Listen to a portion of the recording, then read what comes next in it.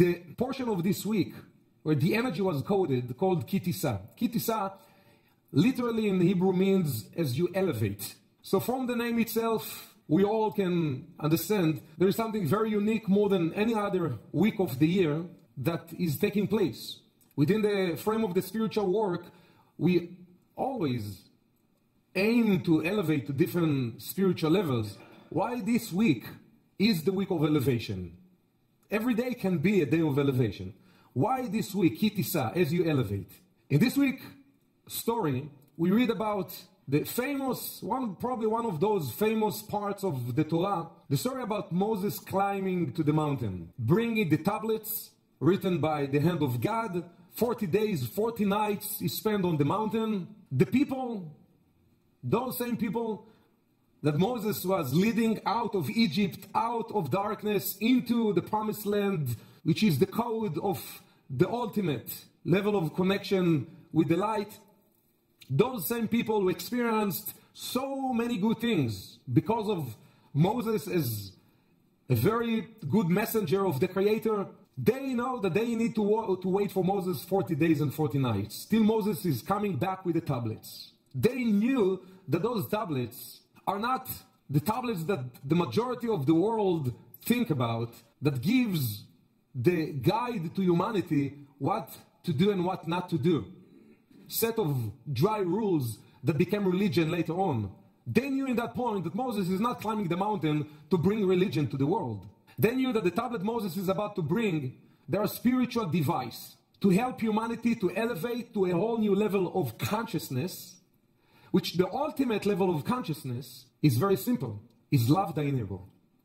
An ability for humanity to live with love in the heart for each other. They're all waiting those 40 days and 40 nights. However, they miscalculated the time. So after 39 days and 18 hours, they believed that it was already the time for Moses to come down. And Moses did not come. Some of them started to believe that probably Moses died on the mountain. And he's not going to come down. And if he's not going to come down, they will need someone or something else to replace him as a channel to bring the messages from God, from the Creator. They need something. They need to replace that, what they knew as Moses, this role. Eventually, they created what known as the golden calf.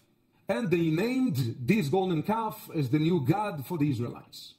After 6 hours, Moses coming down with the tablets, he is ready to elevate the entire world to a whole different state of mind that will remain forever. A state, a spiritual level. No one will be able to lose it. He is ready now to unify all the upper world with this world. As he's coming down, what does he see? He sees people worshipping the golden calf. It says in that moment, the letters that were engraved on the tablets disappeared. The tablets were physically extremely heavy for any human being to be able to hold onto them. But since the letters were on them, engraved on them, all the physicality just disappeared from the essence of the tablets, and they were pure spiritual energy. The moment that he saw that they created the golden calf, they lost the certainty, they lost their purity, they lost their simple connection that they had before. It says the letters just disappeared from the tablets received back just their physical essence, they fell and they broke. If you think about the process of Moses, he is willing to give his life to those people. He put his life in risk from the moment that the Creator sent him into the mission to get him out of Egypt. Being in front of Pharaoh, Pharaoh could kill him. Being in front of all of the facing all the negativity in the process. Even before the splitting of the Red Sea, the people came and complained, did you take us to this point to die? We cannot cross the sea. There are the Egyptians behind us.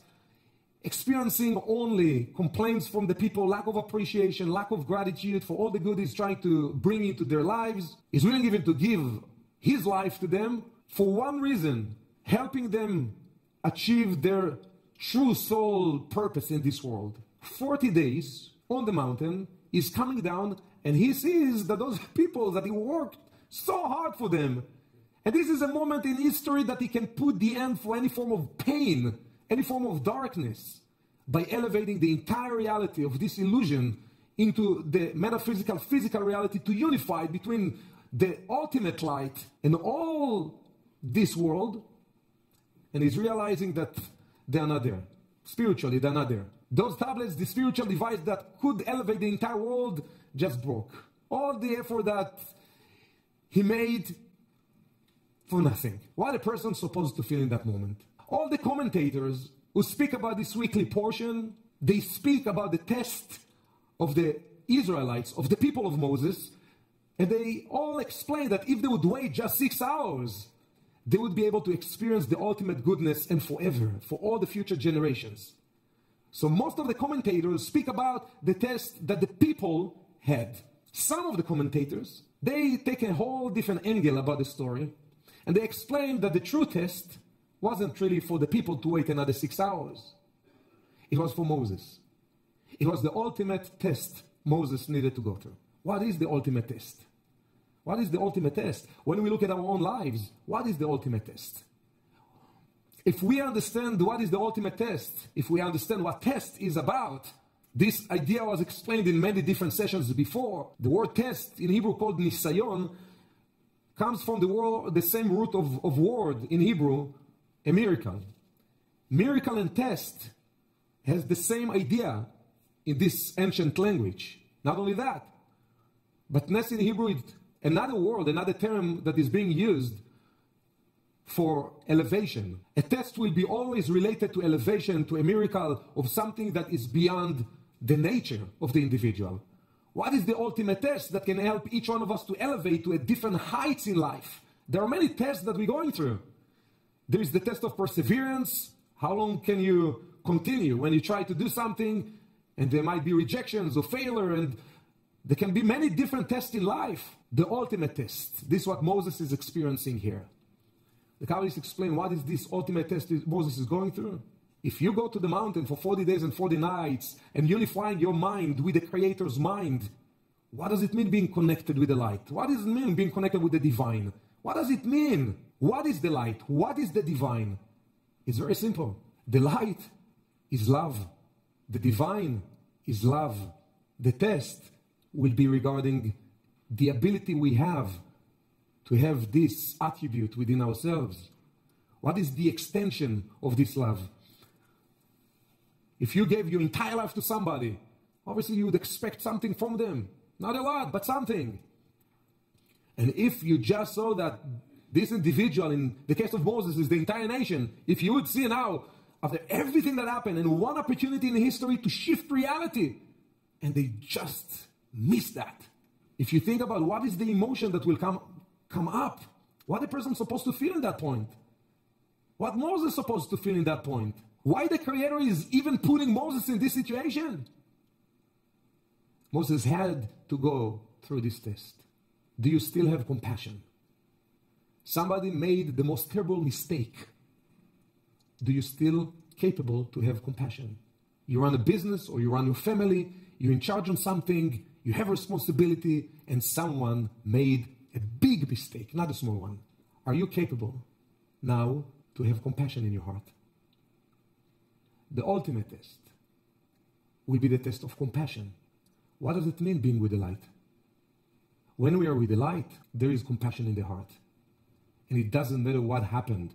It doesn't matter the mistakes people make around us.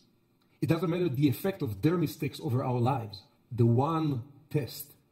And this is what this week about. To help each one of us to elevate to a whole different frame of capability. Being able to keep and to have, to maintain and to grow the energy of compassion inside of my heart, regardless to the mistakes and the wrongdoings of other people. This is the indication of the connection with the divine, nothing else.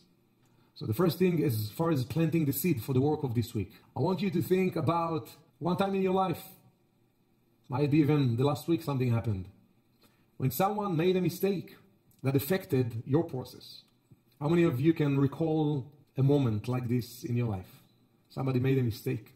And I want you to visualize if somehow you'd be able truly to climb into the highest power of yourself, and you'd be able to pass the test, and you would be able somehow to find compassion in your heart. First, What is it that you do at that moment?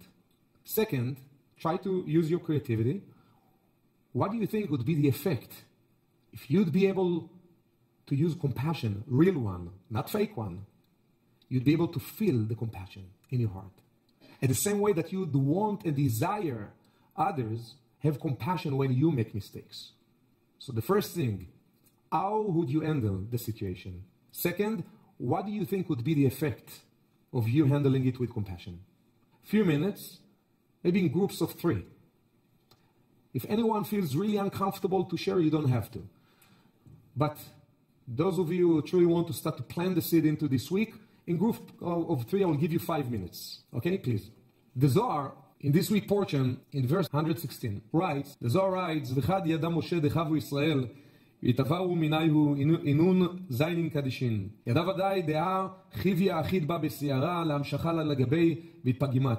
כדן אפיק לאה לבר וכדן דקיימה להתפגמה אף על גב דיושוע קיים דאיתרא דזיינין דילה כיוון דפגימו שריה בה. והתהדר כמה דפגימת בחובה דאדם לה יחיל ברנש להתקיימה.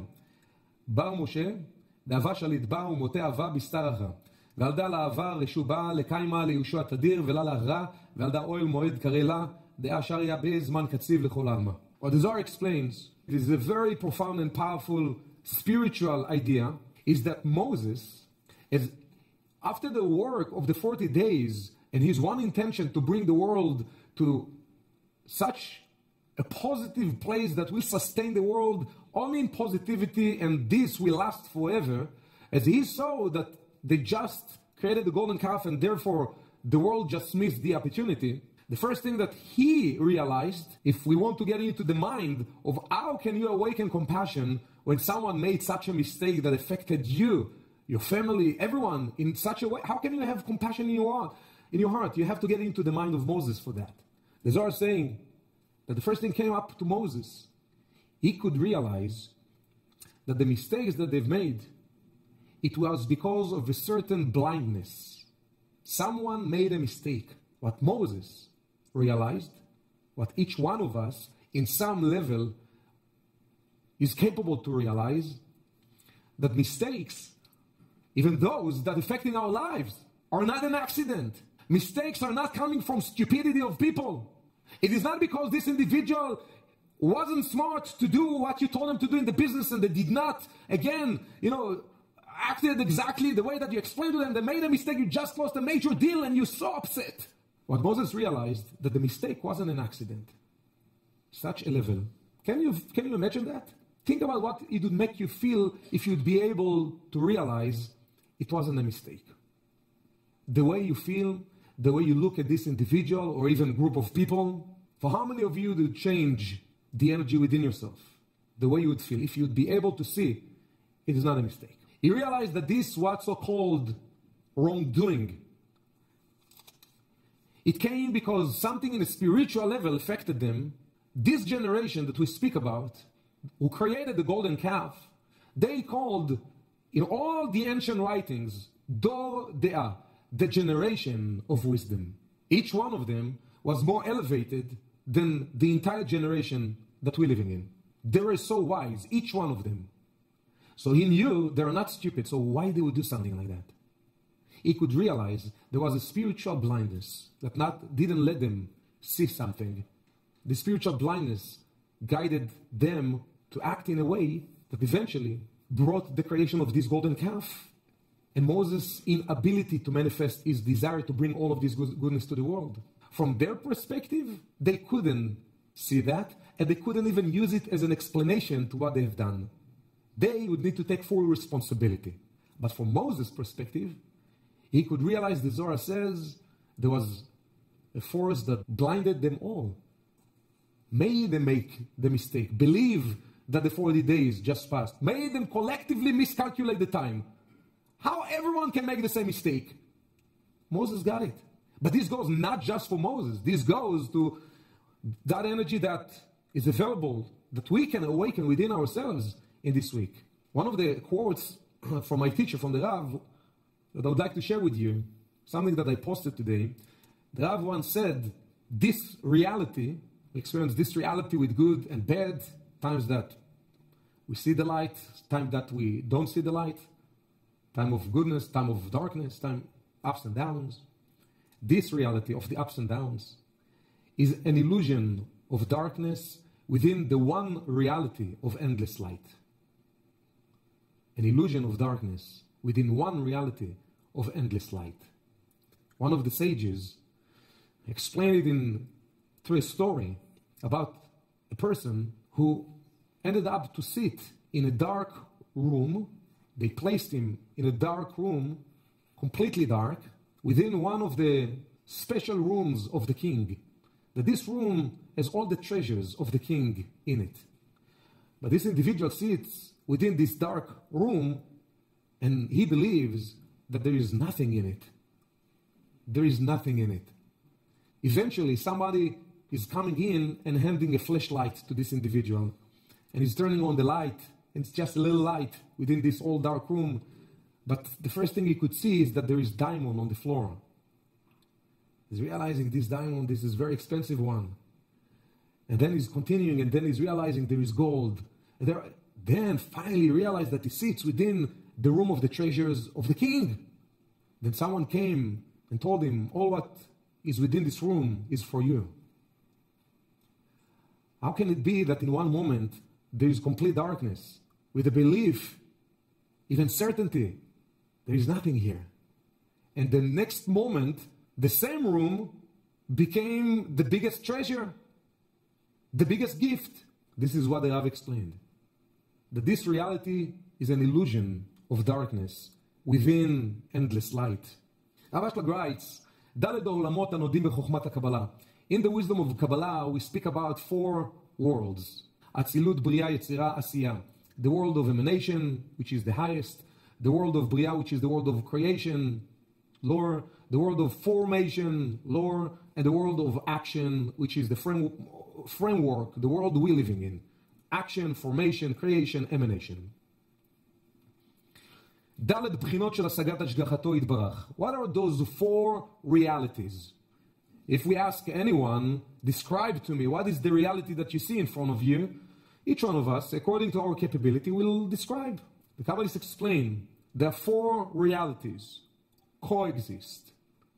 Each one of us will be able to communicate, to experience reality according to our level.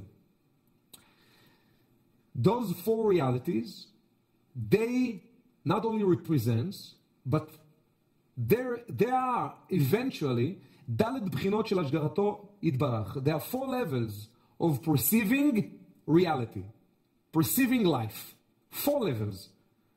Any picture, any moment, any event, the things that seem to be good, things that seem to be bad, moment of, as we said, of a big mistake somebody made that affected your life. Within every part of reality, there are 4 dimensions. So it will be kind of 4 type of lenses.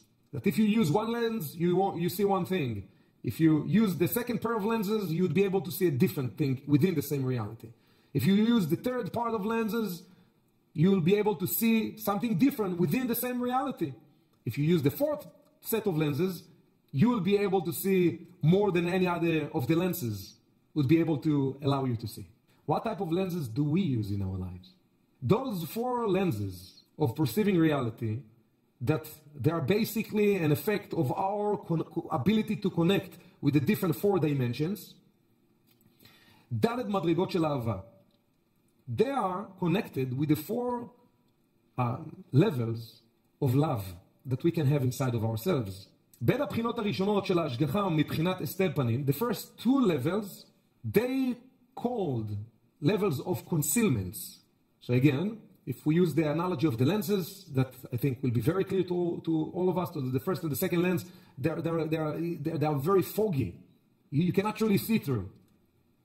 And whatever you can see, you truly believe this is the truth. Till somebody cleans and replacing those lenses, and it's less foggy, and you can see more clear. And then you realize, oh my God, many of the things I saw before, it's completely not true. And as you elevate, you're capable to see more the reality in front of you, and not what you think, believe the reality is in front of you. To the capability of our ability to see, this is our capability to love. If I want to grow in a way of loving more, love begins in the way that you are with yourself. You can not love truly people around you more than what you are capable to love yourself. If you are in a constant judgment about yourself, whatever we would feel as I have love for other people, but I'm not capable really truly to love myself, it is part again of this kind of illusion of darkness within endless light. I'm not capable to love you if I'm not capable to love myself. But the spiritual ability to see determines my ability to love myself and others. If I want truly to grow love, what do I need to do?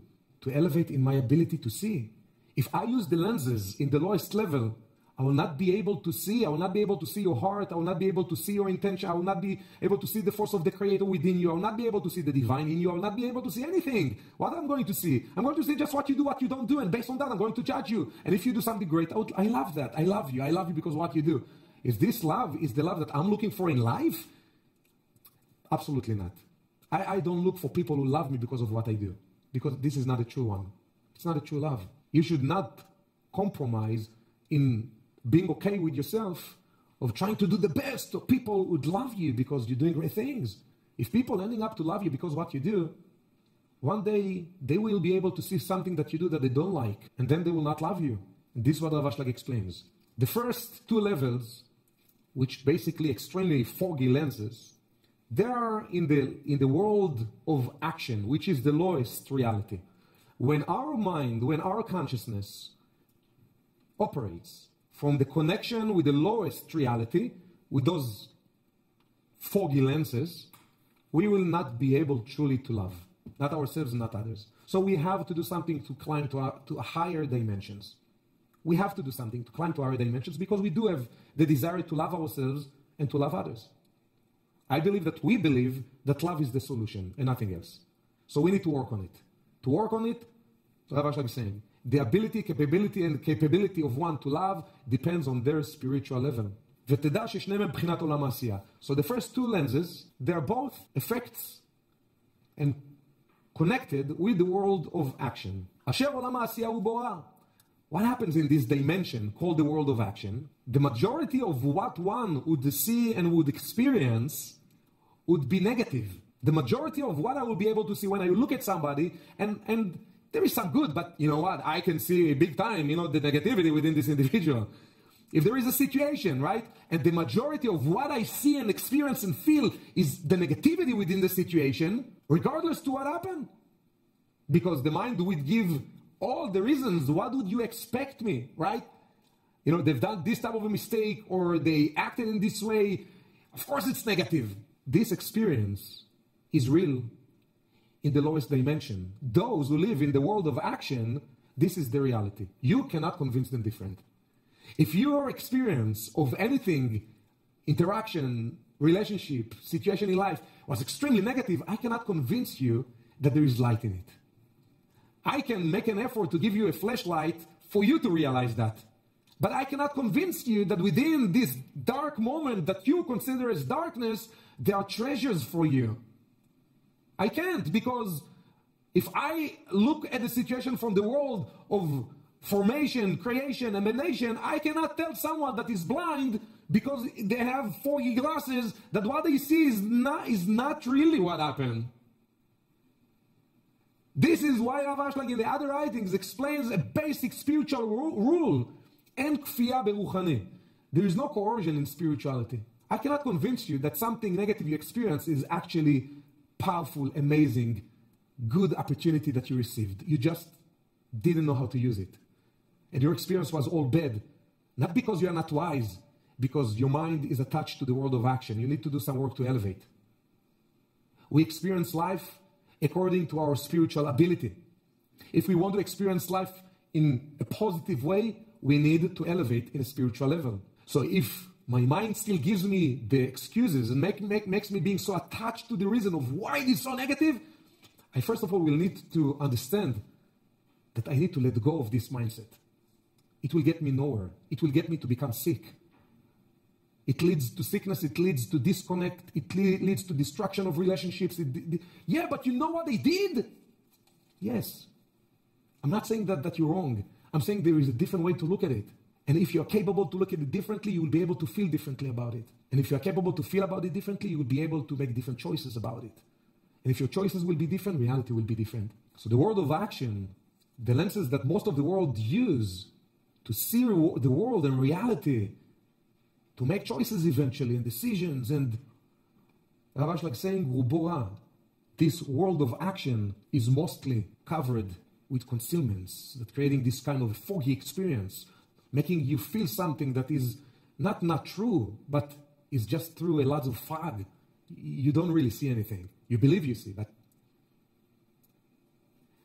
וגם אותו מיעוט טוב שישנו בו, and even the little bit of the good that exists within the reality, מעורב גם כן יחד עם הרע בלי להכירו, is also mixed with that negativity, and the negativity becomes a force that just overwhelming the little positivity that if you would ask now the individual in the moment, again, somebody made a major mistake, can you see something good? There is nothing good in it. Somebody went through a challenge in the relationship, and you'd ask him, do you see anything good within this challenge? There is nothing good in it. There is anger, there is resentment, there is only negativity.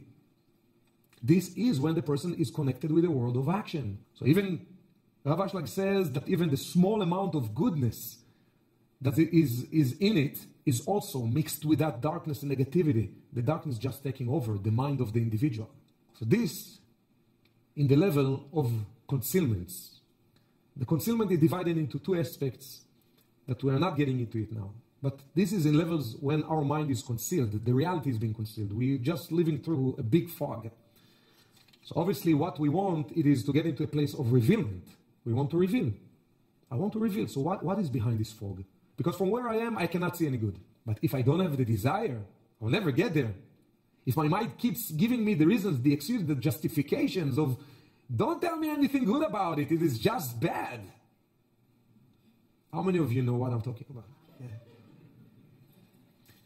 In order to get into a place of revealment, removing the fog, we first of all need to have the desire to cross the fog. So, הבחינה הראשונה של גילוי פנים, the first level, where the light, where another level of reality becomes revealed, that this would be considering as the first level of experiencing goodness within something that before seemed to be so negative. מבחינת עולם יצירה, this level, it is already belonged to the world of formation, much higher than where most of us are, much higher. But again, Rav Ashlag would tell us those secrets, not to tell us that we are not there, but to tell us that we are capable together. שעולם היצירה חציו טוב וחציו רע. What happens in the dimension known as the world of formation? If in the world of action, 99% is darkness, and even the little bit good in our perception becomes negative, in the world of formation, it is half good and half bad. שהיא בחינה א' של אהבה תלויה בדבר. This is, Rav Ashlag reveals, the only spiritual phase when a person can start experiencing love. As long as the person experiencing only darkness, there is no way to experience love. So when we speak about the capability to experience love, this happens in the world of formation, the next phase. But the phase of love that one can experience, can feel towards themselves, can feel towards others, can experience as far as even receiving love, it's the first level of love. When we get into levels of love, there are also, according to Rav Ashlag, 4 levels. And this first level of love, אהבה התלויה בדבר, is love that depends on something. So the world of formation, it's already a perception that you have that not everything is negative. There is negative and there is positive. Not just at the moment that we don't experience challenge, but when we're experiencing a challenge, we're capable to see 1 second, you know, it is not comfortable for me, it is challenging for me what I'm going through, but I know there is positivity in it. Nobody needs to convince me. I know there is positive, so I will at least search for the positivity. But still, in the first phase of elevation, the world of formation, half good and half bad, the love that can emanate from the individual, that experience, will be considered, as Rav Ashlag called it, אהבה תלויה בדבר, which is love that depends on something. How does it exactly work? Is when I get to experience the love towards someone or even towards myself simply because I've never experienced negativity with this individual. So far in our relationship, it was amazing. And I feel so much love for you. You met somebody, it can be in a personal level, it can be a teacher, somebody that's helping you in spiritual level or in professional level. And you see just the good in this individual. And you just love them. The only thing you experience is goodness. You experience goodness. There's only good things that you want to say about them when you speak with your friends. You love them. You see just the good. However, this love is the lowest degree of love since you haven't seen everything about them yet. The moment that we will experience something that would seem to be negative with them, we'll go into the other half of the world of formation, and then it will be negative. Now, I experience positivity. Now I experience negativity. Half and half. My love now becomes dependent. Now the universe is giving me free will. How do you know that you truly elevate to a place of love somebody? It's only when you get to know the worst in them. And you don't need to work very hard for that. This is the process. In order to elevate to the ultimate level of love, you will have to see the worst within those people that you love.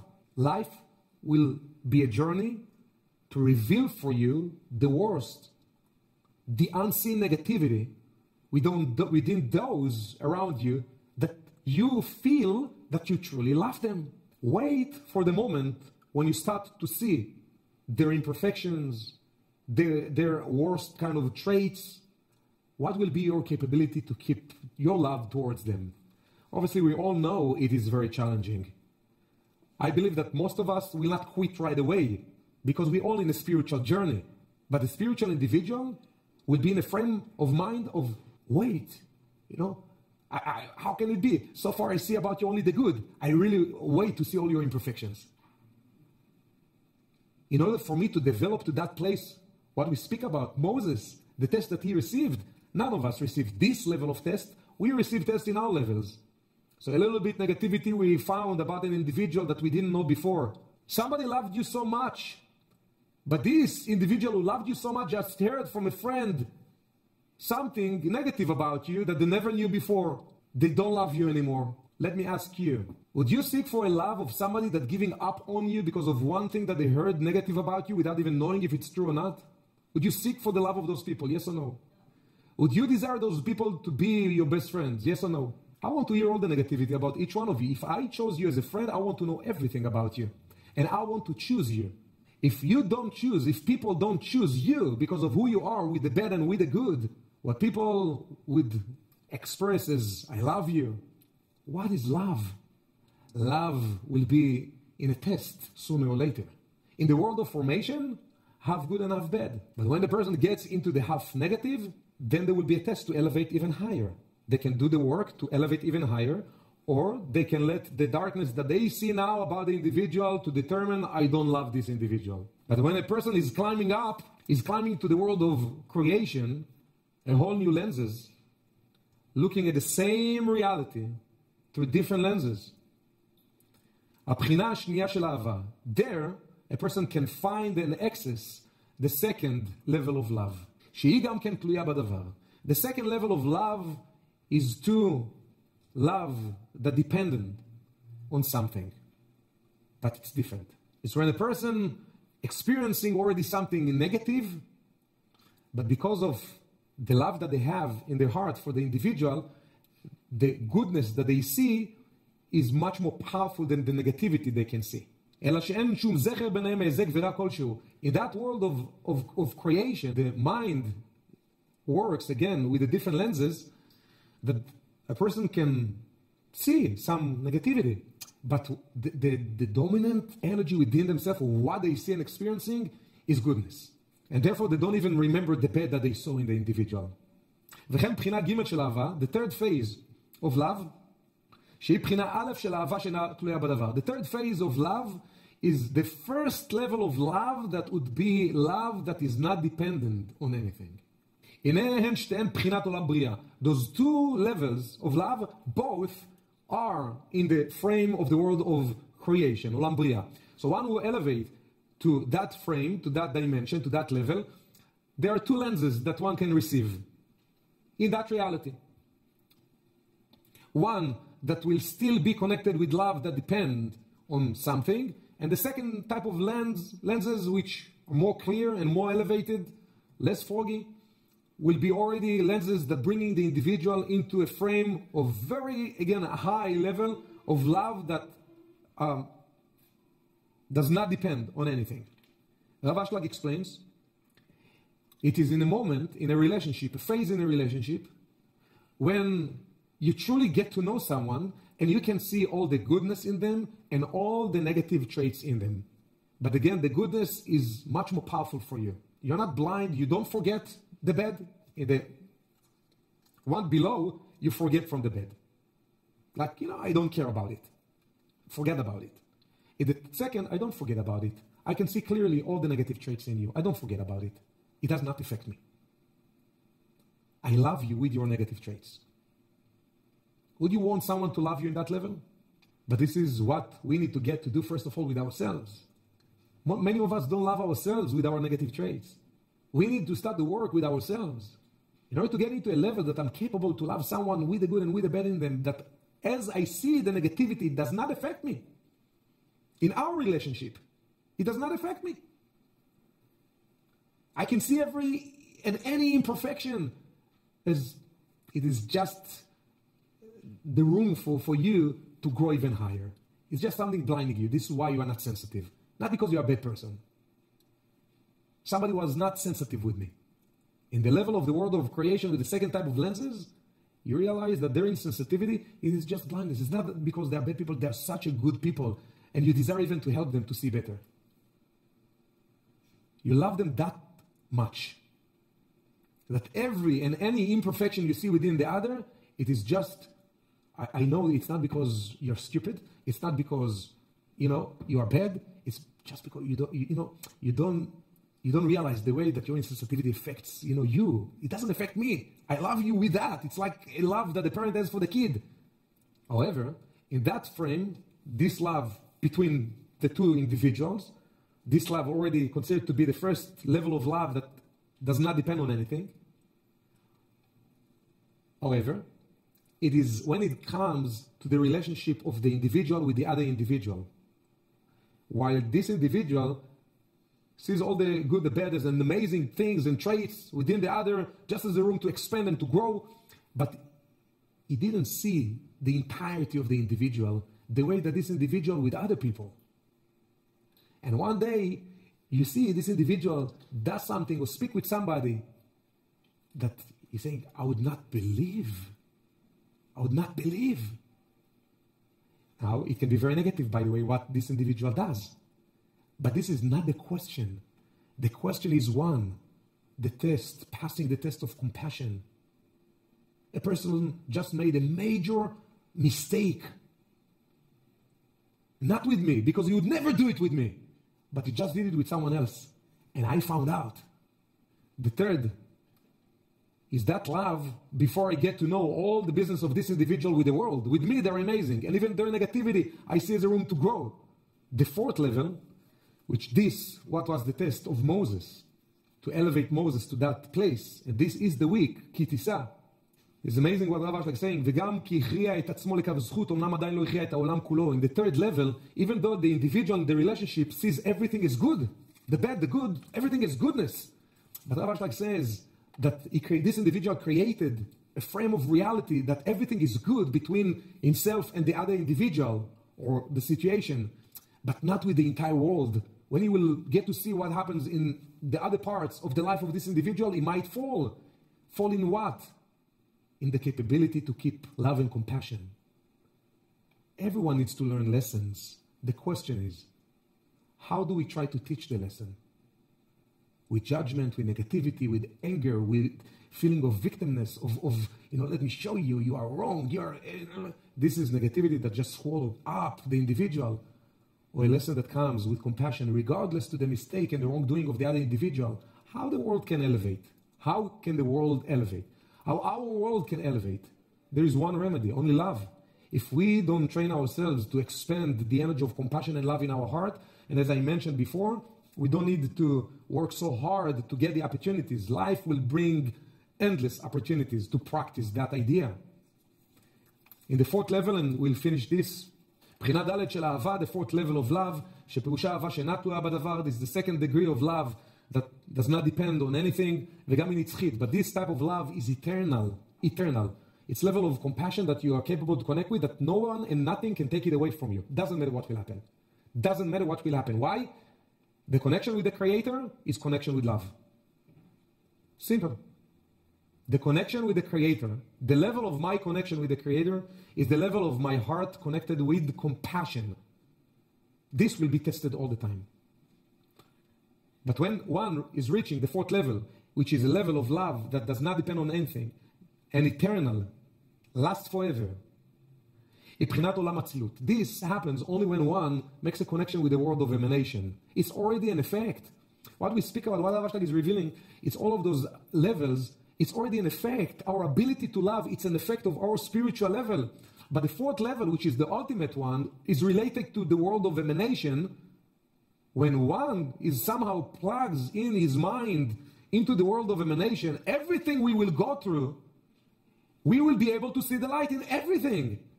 We'll be able to see the divine in everything. The light and the divine is force of love. We'll be able to see and to feel and to experience the goodness in everything. It doesn't matter what will happen. It doesn't matter what will happen. It's a level that the lenses, they are kind of taking you above all the clouds. Think about a cloudy day. The sun still shines, but I cannot see the sun. Maybe, you take airplane, but the airplane can get into certain level. And maybe there's some type of other clouds that not letting you really see. And maybe there is another level, but the ultimate level above the entire clouds, where you see that everything is light and everything is goodness, where your heart is constantly connected with compassion and love, and there is nothing that can happen that can take it away from you. Avashtag says this is already an effect of the connection of the individual with the highest spiritual level, known as the world of emanation. שבעולם האצילות, which is in the world of emanation, אין שום רע כלשהו. There is no cloud in the world of emanation.